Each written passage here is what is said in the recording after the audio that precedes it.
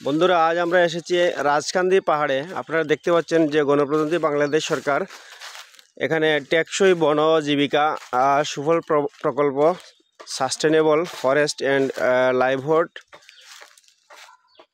সুফল project, enrichment বাগান বনায়নের সাল হচ্ছে 2019 থেকে 2020। পরিমাণ হচ্ছে এখানে 15 হেক্টর, চারার সংখ্যা 22,500টি।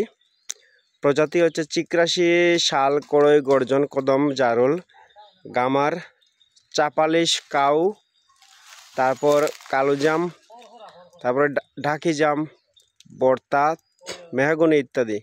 তো এটা হচ্ছে বনবিট হচ্ছে Adampur beat range, Rajkandi range, Sylhet বন বিভাগে। অর্থাৎ আমরা আসলে এখন ঈদের ছুটি উপলক্ষে আমরা একটু পাহাড়ে গিয়েছি। আমরা এখানে কোনো ডিফরেস্টেশনমূলক কোনো কাজে অংশগ্রহণ করিনি। আমরা আসলে এইটা পাহাড়টা পর্যবেক্ষণ করতে বা পরিদর্শন করতে উৎসুকজনতা হিসেবে দেখতে গেলাম। আসলে ঈদের ছুটি পেয়ে, এখানে বন্ধ পেয়ে আমরা এখানে গিয়েছিলাম।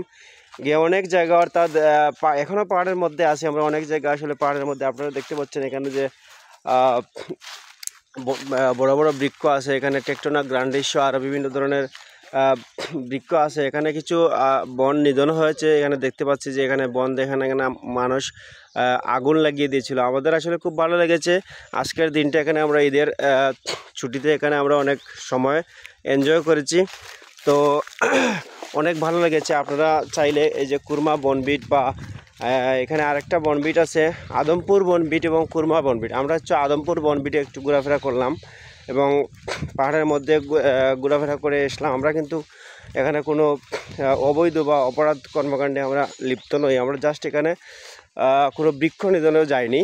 আমরা একটু ঘুরতে গিয়েছিলাম এবং কিছু দৃশ্য ধারণ করে আনলাম, যে আপনারা হয়তো অনেক এখানে আসার সুযোগ থাকবে না। আপনারা দেখবেন, এখানে দেখে আপনাদের ভালো লাগবে, ভিডিওতে দেখেই ভালো লাগবে। আমরা সরাসরি সচক্ষে দেখতে এলাম, কারণ এখানে হচ্ছে আমার বাড়ির পাশেই হচ্ছে রাজকান্দি বন ফরেস্ট। এটা বাংলাদেশের বিভিন্ন বনবৃক্ষ ফরেস্টের মধ্যে এটিও একটি। এটা হচ্ছে বাংলাদেশের সিলেট থেকে শুরু হয়ে এটা হচ্ছে